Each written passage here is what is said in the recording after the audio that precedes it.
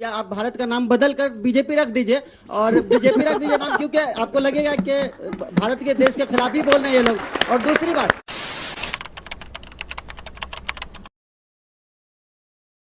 सुधांशु साहब, आपसे मेरा एक सवाल है कि जैसे आप बताते हैं कि जो भी भारत के लोग बीजेपी के खिलाफ बोले या तो सरकार के खिलाफ बोले, बाहर जाकर बोले या कहीं भी बोले, जब उसके खिलाफ बोले आपको लगता है कि ये देश के खिलाफ बोल रहे हैं, तो या आप भारत का नाम बदल कर बीजेपी रख दीजिए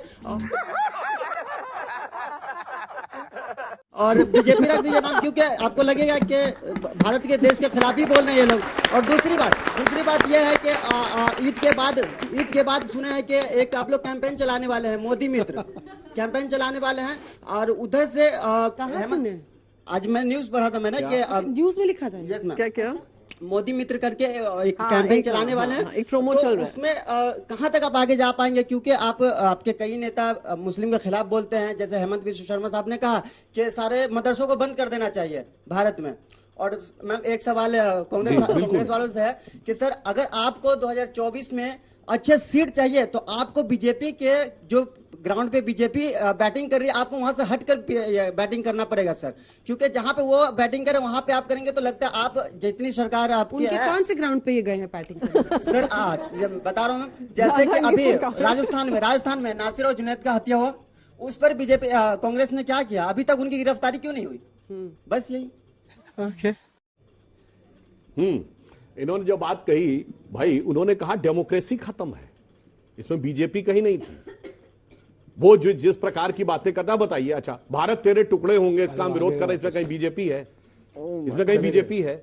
आप बोल ना।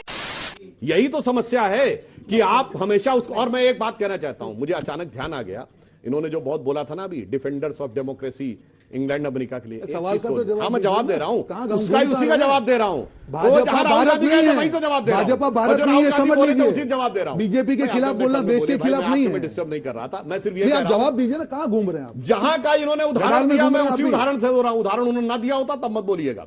ये बताइए, अमन अल जवाहिरी को अमेरिका ने मारा अभी पिछले साल, किसी अमेरिका के विपक्षी नेता ने कहा मुझे सबूत चाहिए? नहीं। किसी ने कहा मुझे लाश दिखाओ? यहां पे आके कहते हैं उसामा बिन लादेन को मारा, किसी ने कहा सबूत दिखाओ? अरे भाई यही सीख लेते, वहां जाके भाषण देते हैं भाई।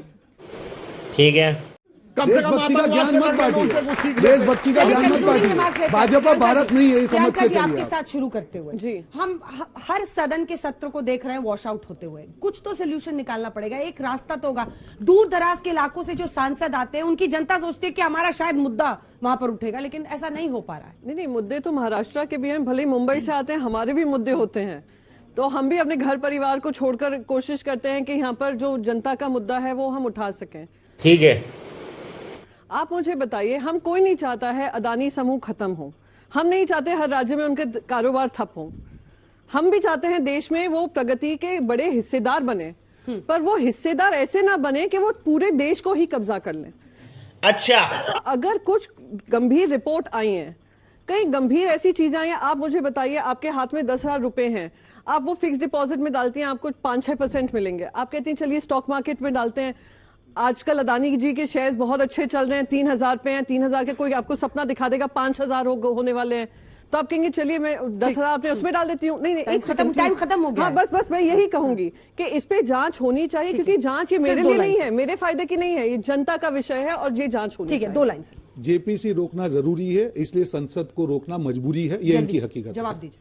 देखिए, इन लोगों का केवल यह है कि कोई सूरत बदलना मेरा मकसद नहीं है, मेरा मकसद हर कदम पे हंगामा होना। 9 साल से